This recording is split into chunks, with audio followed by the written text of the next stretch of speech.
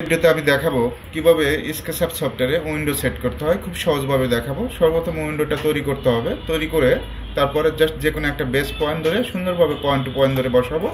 এখন আমাদের যে কাজটা করতে হবে, এটা অরবিটের সাহায্যে একটু ঘুরিয়ে দেখতে হবে যে আসলে পজিশন মতো আছে নাকি। অনেক সুন্দর পজিশন মতো বসে গেছে।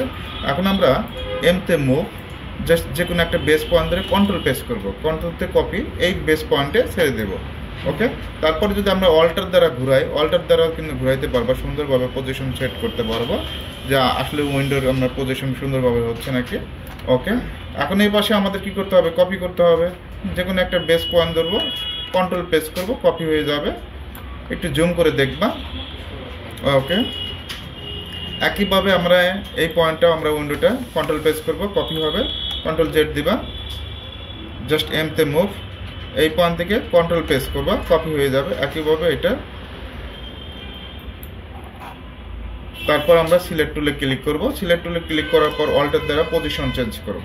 ঠিক আছে, অলরেডি কিন্তু আমাদের এই সাইডের উইন্ডো কমপ্লিট। স্টিয়ারটা আমরা আলাদাভাবে ডিজাইন করতে হয়। স্টিয়ার খুব সহজভাবে দেখাবো সামনের দিকে। উইন্ডো নিয়ে আশা করি কোনো প্রশ্ন থাকবে না।